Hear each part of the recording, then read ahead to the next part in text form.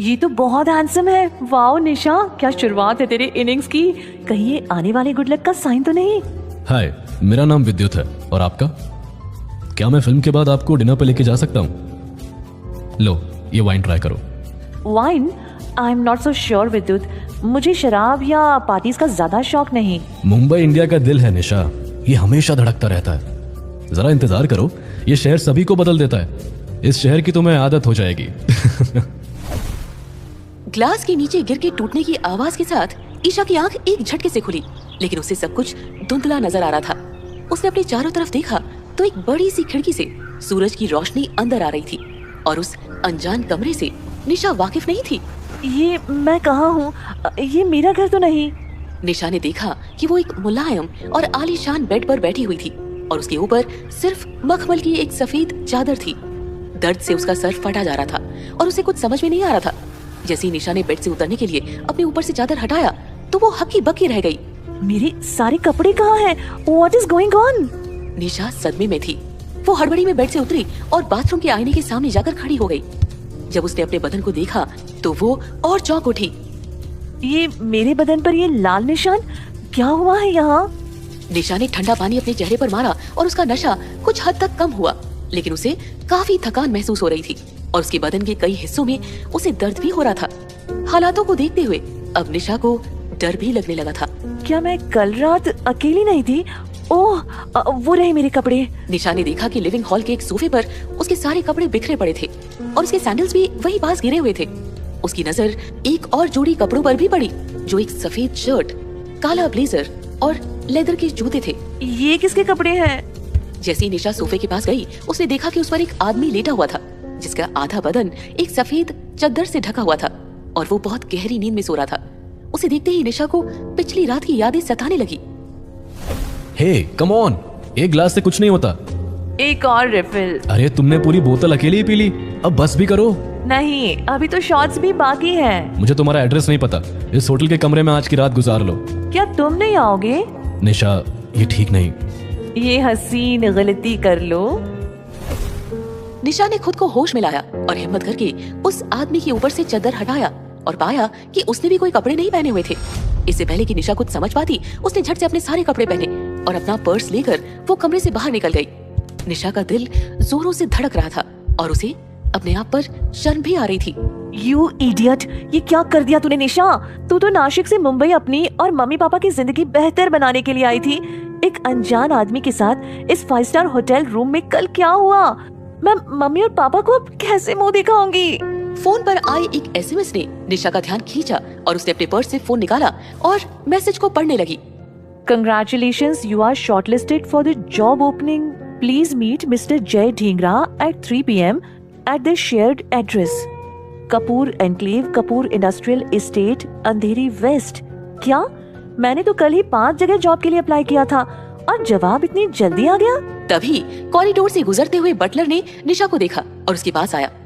निशा के बाल बिखरे हुए थे, उसका लिपस्टिक फैला हुआ था और उसकी सांसें अब तक भारी चल रही थी। Madam, can I help you? Yes, मैं मुंबई में नई हूँ। ये कपूर एनक्लेव कहाँ होगा? अरे, कपूर्स को कौन नहीं जानता। इस शहर की सबसे बड़ी बिजनेस फैमिली है। उनका ऑफिस कॉम्प्लेक्स यहाँ से कुछ 40 मिनट की दूरी पर होगा। क्यों madam, is there a problem? Nisha ने बटलर को एक 100 का नोट दिया, जिसे लेकर वो वहाँ से मुस्कुराता हुआ चला गया। निशा ने कॉरिडोर में लगे एक बड़े वॉल क्लॉक को देखा और दंग रह गई। दोपहर के 2:15 बज चुके थे। ईशा जल्द से बाथरूम में गई और आईने में अपने आप को देखा। ऐसी हालत में मैं इंटरव्यू के लिए कैसे जाऊंगी? लेकिन वक्त भी तो नहीं है मेरे पास। जो होगा देखा जाएगा। मैं ये चांस नहीं छोड़ सकती। ये मेरे फ्यूचर और करियर का सवाल है। Whatever, मुझे सबसे पहले यहाँ से निकलना होगा।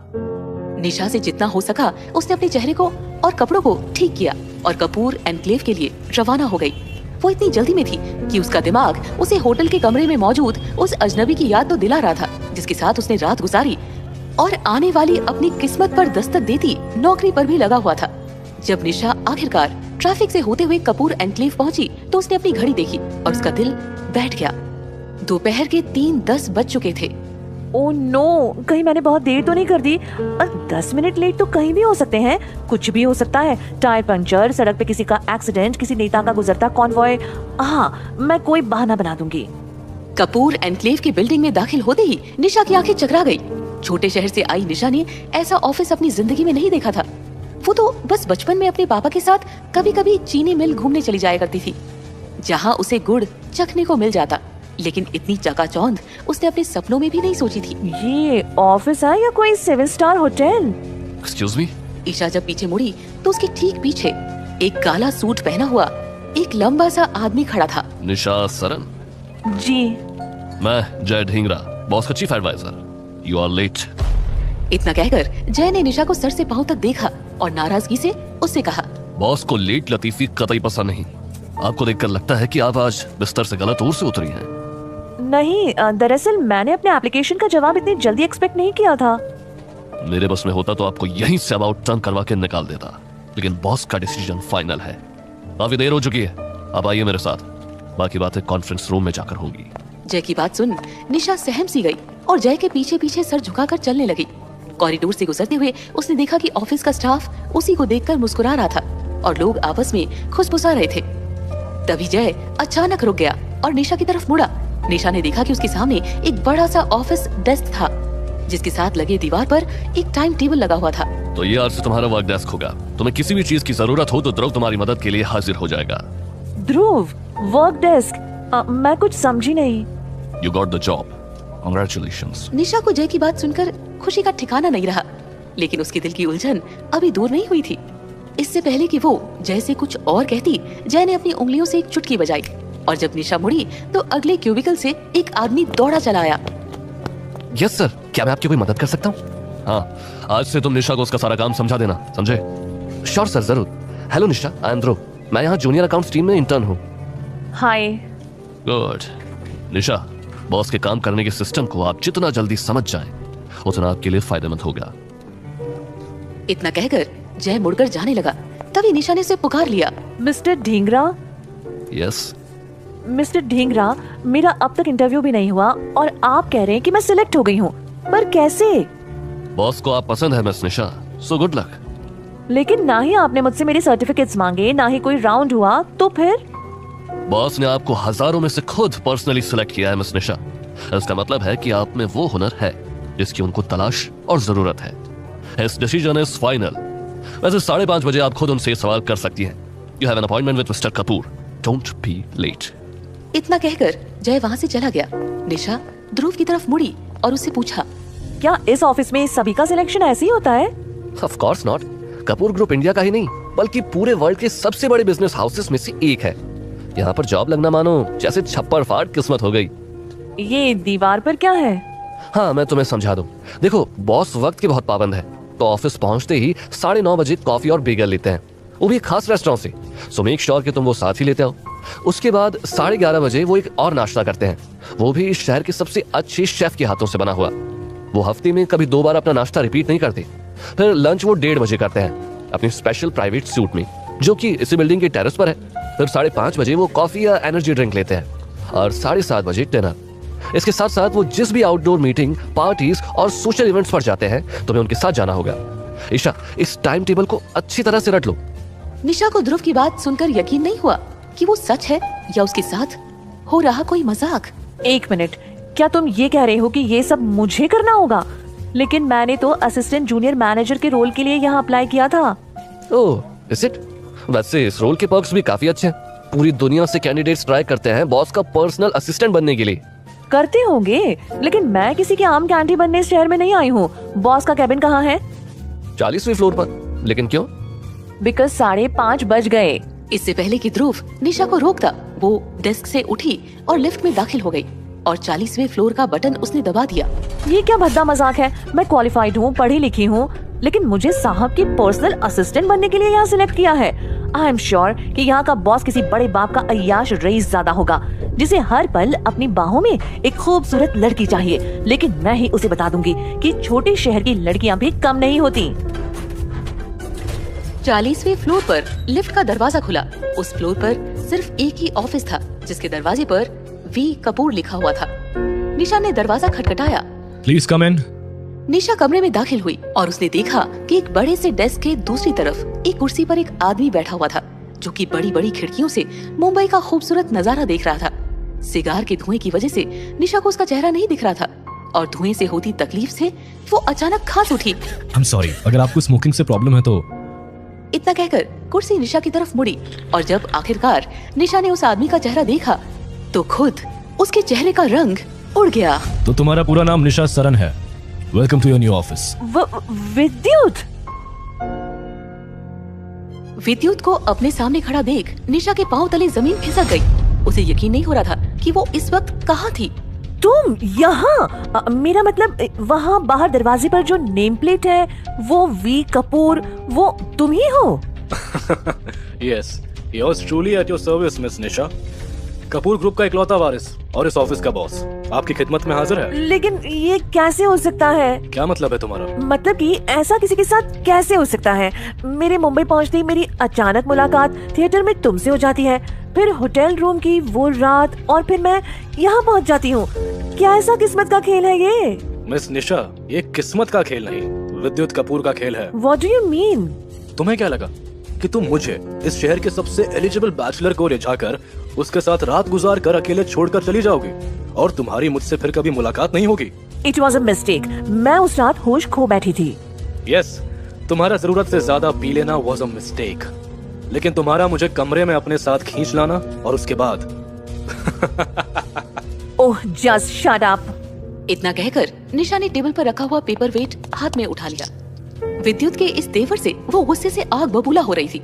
इससे पहले कि वो कुछ कर पाती, विद्युत ने उसका हाथ हवा में ही थाम लिया। केयरफुल नाउ निशा, जैसा कि मैंने तुमसे कहा, तुम्हारा ज्यादा पी लेना एक गलती थी और उसके बाद जो हुआ वो तुम खुद चाहती थी। Actually you know, I don't blame you. इस शहर की कई लड़कियां विद्युत कपूर की दीवानी है। इस लिस्ट में आज एक और खूबसूरत नाम जुड़ गया। You pervert, तुमने मुझे समझ कर रखा है। मैं उनमें से नहीं जो तुम्हारी दौलत और ताकत के पीछे दुम हिलाते हुए घूमूंगी। नहीं, तुम वो नहीं, लेकिन तुम आज से कपूर इंडस्ट्रीज के मालिक की पर्सनल असिस्टेंट हो। इतना होने के बाद मैं अब यहाँ काम नहीं करूँगी। ये सुनकर विद्युत ने अचानक एक चुटकी बजाई और अगले ही पल जय ढींगरा कमरे में दाखिल हुआ। आई एम श्योर कि आप दोनों मिल ही चुके होंगे। ढींगरा, जरा हमें निशा सरन के लाइफ के बारे में बताइए। What is this nonsense? निशा जय ढींगरा की तरफ मुड़ी, जिसने उससे नजरें चुरा ली और विद्युत की तरफ देखकर बोला, सर, जैसा आपने ऑर्डर दिया था, निशा जी के बारे में मैंने सारी इन्फॉर्मेशन कलेक्ट कर ली है। नासिक के बाहर ही एक छोटा सा गांव है तलोजा, जहां इनका घर है। इनके परिवार में माँ और पिता है। घर की हालत बहुत खस्ता है। वो क्यों? सर वो बताओ ढींगरा, इसमें झिझक कैसी? अपनी जिंदगी का चिट्ठा एक अजनबी के सामने खुलता हुआ सुन निशा की आंख में आंसू आने लगे। जय ने एक टिश्यू पेपर के डब्बे से एक टिश्यू निकाला और निशा को थमा दिया। वो नहीं चाहता था कि निशा को ठेस पहुंचे। सर, 2017 में इनके पिता रामेश्वर, जो कि एक चीनी मिल के सुपरवाइजर थे, उनके साथ फैक्ट्री में एक बुरा हादसा हो गया, जिसकी वजह से वो अब काम नहीं कर सकते। उन्हें लकवा मार गया है। हर चलाने के लिए इनकी माँ देव की बच्चों के स्कूल के यूनिफॉर्म सिलने लगी, जिन्हें बेचकर ही आजकल गुजर बसर हो रहा है। तभी निशा जी ने ये तय किया कि वो पढ़ लिख कर मुंबई में एक अच्छी जॉब ढूंढकर अपने माँ बाप की जिंदगी बेहतर करेंगी। और इसीलिए उन्होंने इस शहर की सबसे बड़ी कंपनीज में अप्लाई किया। हमारी मुलाकात के एक दिन पहले तुम्हारा प्रोफाइल मेरे टेबल पर पहुंच गया था और जब तुम मुझे होटल रूम में अकेले छोड़कर चली गई, उसी वक्त मैंने तय किया कि मुझे अकेले छोड़ने का सबक मैं अपने तरीके से सिखाऊंगा। एंड वोइला, मैंने ढींगरा को काम पर लगा दिया। इसका मतलब कि जब हम फिल्म थिएटर में मिले तब तुम मुझे पहचान गए थे और अनजान बनने की कोशिश कर रहे थे। हाँ, welcome to my world miss Saran. वाह मिस्टर कपूर, मुझे नहीं पता था कि तुम इतना गिरोगे कि तुम किसी की फैमिली और उसके बैकग्राउंड की जासूसी पर उतर आओगे। यहाँ काम करने से अच्छा है कि मैं जिंदगी भर भूखों मर जाऊँ। Goodbye. मुझे अफसोस है कि मैं तुम जैसे इंसान से कभी मिली भी थी। How dare you. पहले तुम मुझे होटल के कमरे में खुद खींचती हो और अब तुम्हारा ये एटीट्यूड। तुम्हें शुक्रगुजार होना चाहिए कि मैंने मुंबई जैसे शहर में, जहाँ लोग खाने को तरसते हैं, तुम्हें 2 दिन में ही कपूर इंडस्ट्रीज जैसे नामी कंपनी में इतनी अच्छी नौकरी दे दी। अच्छी नौकरी? ये क्यों नहीं कहते मिस्टर कपूर कि तुम्हें एक लड़की के साथ कैसे पेश आते हैं ये पता ही नहीं, इसीलिए तुम्हें अपनी बाहों में 24 घंटे एक आम कैंडी चाहिए। बस, मैं और कुछ नहीं सुनना चाहता। ढींगरा, इन्हें काम समझा दिया? Yes sir. तुम्हें किसने कहा कि मैं यहाँ एक सेकंड भी रहने वाली हूँ? निशा अचानक मुड़ी और कमरे और कपूर एनक्लेव के ऑफिस से निकलकर एक रिक्शा में बैठ गई। रास्ते भर वो अपनी किस्मत को कोस रही थी और उसके आंसू रुकने का नाम नहीं ले रहे थे। ये क्या हो गया? शहर के सबसे बड़े रईस के साथ रात बिताकर मैंने अपनी जिंदगी बर्बाद कर ली। अब कौन मुझे नौकरी देगा? माँ और पापा की देखभाल मैं कैसे करूँगी? कुछ ही देर में निशा अपनी फ्रेंड किमाया के घर पहुंच गई। दरवाजा खोलते ही किमाया ने निशा के आंसू देखे और चौंक गई। ये क्या? निशा, इज एवरीथिंग ऑल राइट? निशा, क्या हुआ तुम्हें? That bastard! क्या समझता है वो अपने आप को कि वो पैसे का लालच देकर किसी को भी खरीद लेगा? I just hate that man. 1 minute निशा, ये ले पानी पी और ठीक से समझा कि हुआ क्या है। वहीं कपूर एनक्लेव के 40वें फ्लोर पर विद्युत भी गुस्से से लाल हो गया था। उसने अपने दोनों हाथ टेबल पर मार दिए और चीख उठा। क्या समझती है वो 2 टके की छोकरी अपने आप को? एक तो मुझे खुद नशे में कमरे में बुलाती है और उसके बाद रंग बदल लेती है। मैं उसे ऐसा सबक सिखाऊंगा कि वो जिंदगी भर याद रखेगी। सर, इतना सब कुछ होने के बाद क्या वो वापस आएगी? ढींगरा, ये शहर मेरा है। मुझसे बचकर वो जाएगी भी तो कहाँ? दुनिया के किसी कोने में भी वो जाकर छुप क्यों ना जाए, उस लड़की को तो मैं पाकर ही रहूंगा। वो आएगी ढींगरा, जरूर आएगी। What? तूने मुझे पहले क्यों नहीं बताया? अब क्या करेगी तू? वहीं निशा की आपबीती सुनकर किमाया हैरान हो गई। करना क्या है किमाया? इस शहर ने तो मेरी किस्मत को मिट्टी में मिला ही दिया। अब वापस जाकर माँ के साथ यूनिफॉर्म सिलने के अलावा मेरे पास और कोई चारा नहीं बचा है। निशा, एक बार अच्छी तरह सोच ले। देख, इसे तो किस्मत का भद्दा मजाक कह ले या जिंदगी का एक मुश्किल दौर, जो भी हो, तेरे पास एक मौका हाथ आया है जिसे तू नहीं गंवा सकती। इससे तेरी लाइफ बदल जाएगी। निशा, जरा अपने माँ बाप के बारे में सोच। किस्मत वालों को ऐसे मौके मिलते हैं। जहर का एक घूंट पीने से अगर तेरे हालात बेहतर होते हैं तो ये जॉब ले ले। किमाया, लेकिन इससे पहले कि निशा अपनी पूरी बात कहती, किमाया ने दरवाजे की घंटी सुनकर उसे खोला। उसके सामने एक काला यूनिफॉर्म पहने एक आदमी खड़ा था। गुड इवनिंग, निशा मैडम होंगी? मेरा नाम डेविड है, मैं उनका पर्सनल शॉफर हूँ। उन्हें बॉस के साथ बॉलरूम डांस पर जाना है अभी। अपने दरवाजे पर एक यूनिफॉर्म पहने हुए एक हाई क्लास शॉफर को देखकर निशा चौंक गई। उसे देखकर किमाया भी जोर से हंसने लगी। तुझे अचानक क्या हो गया? क्या कहा था मैंने तुझसे? देख ले इस जॉब के अमेजिंग पर्क्स। मुझे ऐप पर कैब 5 बार बुक करने पर भी नहीं मिलता और मैडम को लेने खुद एक पर्सनल शॉपर पधारे हैं। स्टॉप इट किम, क्या मुसीबत है? मैंने कहा ना कि मैं नहीं जाऊंगी। निशा की बात सुनकर शॉफर के चेहरे पर से मुस्कुराहट अचानक गायब हो गई और वो अब काफी डर में लग रहा था। मैडम, मैं तो सिर्फ अपना काम कर रहा हूँ। अगर आप मेरे साथ नहीं चली तो मेरी नौकरी चली जाएगी, और एक बार कपूर साहब के ऑफिस से मुझे निकाल दिया गया तो मुझे इस शहर में और कहीं नौकरी नहीं मिलेगी। निशा दिल की साफ थी और हमेशा दूसरों की मदद के लिए तैयार रहती थी।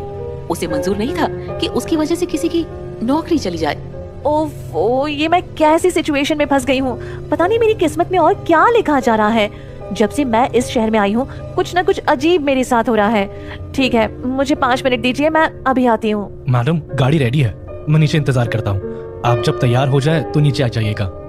एंड थैंक यू मैडम, आपने मेरी नौकरी बचा ली। इतना कहकर शॉफर मुस्कुराता हुआ वहाँ से चला गया।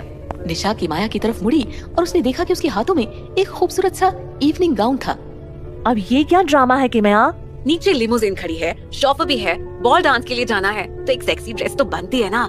ये कुछ ज्यादा रिवीलिंग नहीं है? नहीं, अब चुपचाप इसे पहन और रेडी हो जा। निशा ने 1 मिनट के लिए सोचा और फिर उसकी आंखों में एक चमक आ गई। क्या हुआ?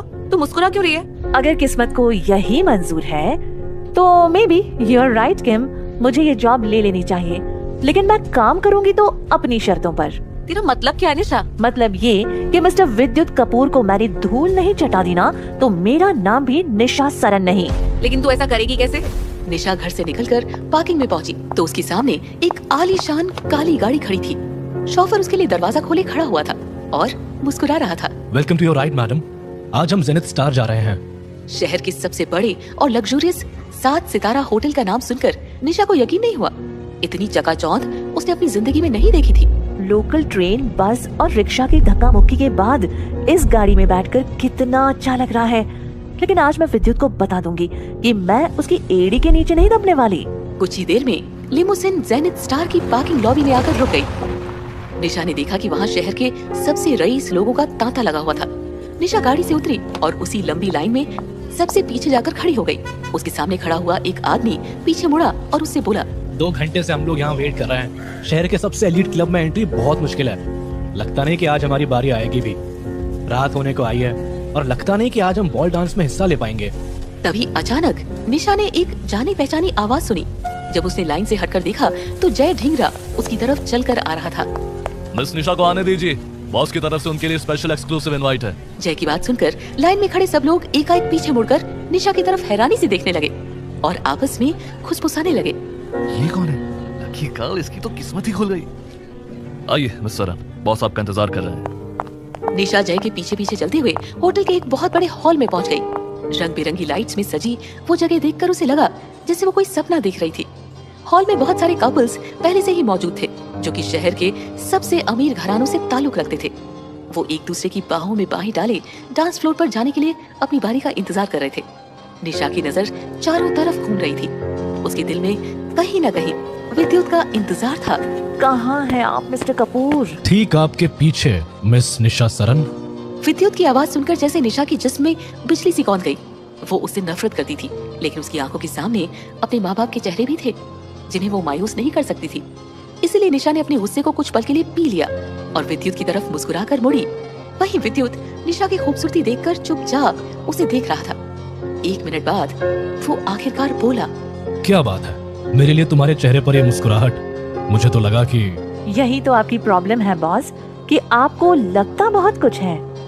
खैर, by the way, what a beautiful dress. Burgundy मेरा फेवरेट कलर है। तुम्हें कैसे पता चला? लिसन, 1-2 बातें पहले ही हमारे बीच तय हो जाएं तो बेहतर होगा। कौन सी बात है? इसका मतलब कि तुम मेरी पर्सनल असिस्टेंट बनने के लिए राजी हो? मेरी कुछ शर्तें हैं, अगर वो मानी गई तो ही मैं ये नौकरी करूंगी। अनाउंसमेंट सुनते ही विद्युत ने ईशा का हाथ थाम लिया और उसे सेंट्रल स्टेज की तरफ खींचा, लेकिन निशा ने एक झटके से अपना हाथ उसकी गिरफ्त से छुड़ा लिया। देखो, बातें बाद में भी हो सकती है निशा, इस वक्त पूरी दुनिया हमें देख रही है, so let's work together and dance. Music के शुरू होते ही सारी एलीट जोड़ियां एक दूसरे के हाथों में हाथ डालकर नाचने लगे। निशा एक अच्छी डांसर तो नहीं थी, लेकिन वो विद्युत के साथ कदम से कदम मिलाकर नाचने लगी। विद्युत के हाथ कभी उसके कंधे तो कभी उसकी गर्दन को सहला रहे थे। स्टेज के चारों ओर मौजूद लोग उन्हें देखकर तालियां बजा रहे थे। वाह, व्हाट अ ब्यूटीफुल कपल। दोनों कितने प्यारे लग रहे हैं। ये विद्युत के साथ कौन है? बेचारी को ये नहीं पता कि विद्युत अपनी गर्लफ्रेंड अपने कपड़ों से भी जल्दी बदल देता है। म्यूजिक अपनी चरम सीमा पर पहुंच चुका था और निशा और विद्युत दोनों ही रिदम में खो गए थे। अचानक विद्युत ने अपना हाथ निशा की कमर पर रखा और उसे बाहों में लेकर घुमा दिया। इसके साथ ही म्यूजिक भी बंद हो गया। निशा गुस्से से विद्युत की तरफ देख रही थी। स्माइल मिस सरन, वरना इन सबको लगेगा कि कुछ प्रॉब्लम है हमारे बीच। अपना हाथ मेरी कमर से हटाओ। विद्युत ने अपना हाथ एकाएक निशा की कमर से हटा लिया और दोनों ने कैमरास के लिए झुककर बाव किया। इसके साथ निशा स्टेज से उतरकर सीधे बाथरूम में चली गई। How dare he? उसकी हिम्मत कैसे हुई मुझे छूने की? I'm going to kill him. इतना कहकर निशा बाथरूम से निकली ही थी कि अचानक उसके सामने एक आदमी आकर खड़ा हो गया, जिसे निशा ने पहले कभी नहीं देखा था। You really are a beauty. मानना पड़ेगा, विद्युत और किसी चीज में टैलेंटेड हो या ना हो, लड़कियों में उसकी चॉइस माशाल्लाह। Excuse me? मैं बड़ी देर से तुम्हें देख रहा था स्वीटहार्ट। मेरा नाम विक्रांत कपूर है, मैं आपके बॉस का भाई हूँ। लगता है पूरा खानदान ही ठरकी है। I'm sorry, मुझे जाना होगा। कपूर इंडस्ट्रीज के वारिस की पर्सनल असिस्टेंट तो तुम बन गई हो, लेकिन ये समझ लो कि अगर तुमने मुझे खुश रखा तो तुम्हारा काफी भला हो सकता है। ये बॉल डांस तो कुछ भी नहीं, मैं तुम्हें मोनाको, दुबई, इबीजा और लॉस एंजलिस की नाइट लाइफ दिखाने ले चलूंगा। बस हमें एक दूसरे की मदद करनी होगी। Get it? Vikrant, get away from हो। उसे अकेला छोड़ दो वरना अच्छा नहीं होगा। निशा ने विद्युत की ओर देखा। उसकी आंखों में आग झुलस रही थी और उसने अपनी दोनों हाथों की मुट्ठियां कस ली थी। विद्युत बहुत गुस्से में था और उसने विक्रांत की सारी बातें सुन ली थी। वो अचानक विक्रांत की ओर दौड़ पड़ा।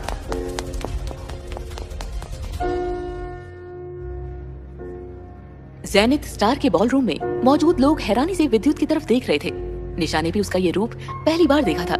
इससे पहले कि कोई कुछ करता, विद्युत ने विक्रांत के शर्ट का कॉलर धर दबोचा। विक्रांत, निशा से माफी मांगो, अभी इसी वक्त। किस बात की माफी? मैंने ऐसा कुछ नहीं कहा। और वैसे भी तुम कब से बुरा मानने लगे? हम तो एक ही घर, एक ही ऑफिस, एक ही बिजनेस शेयर करते ही हैं। और अब निशा, कमीने, मैं तुझे जिंदा नहीं छोड़ूंगा। इतना कहकर विद्युत ने विक्रांत के चेहरे पर एक मुक्का जड़ दिया। सैकड़ों कैमरास के क्लिक्स दो भाइयों के इस झगड़े को कैद कर चुके थे। वहीं निशा को कुछ समझ में नहीं आ रहा था। तुम हमेशा से ही ऐसे थे, जो कुछ मुझे चाहिए वो तुम्हें भी चाहिए। लेकिन याद रखना, पापा के बिजनेस का इकलौता वारिस मैं हूँ और इस मुक्के का जवाब मैं सही वक्त और जगह पर जरूर दूंगा। Stop it, the two of you. शांत डांस हॉल में एकाएक एक औरत की आवाज गूंजी जिसने सबका ध्यान अपनी तरफ खींच लिया। जब निशा ने मुड़कर देखा तो एक औरत सीढ़ियों से उतरकर विद्युत के पास आकर खड़ी हो गई। अरे ये तो काम्या जी है, विद्युत की माँ, या यूं कहो कि धर्म कपूर की दूसरी बीवी। हाँ, पहली बीवी रोहिणी को छोड़कर उसने काम्या के साथ शादी कर ली और अब दोनों सौतेले भाइयों में जंग छिड़ी हुई है। I want everybody out now. ये पार्टी खत्म हो चुकी है। काम्या की बात सुनते ही वहाँ पर मौजूद सिक्योरिटी ने हॉल खाली करवा दिया। अब वहाँ सिर्फ विद्युत, विक्रांत, काम्या और निशा थे, जो इस बात की उलझन में थे कि आखिर वो वहाँ कर क्या रही थी। विद्युत, ये क्या कर रही थी तुम?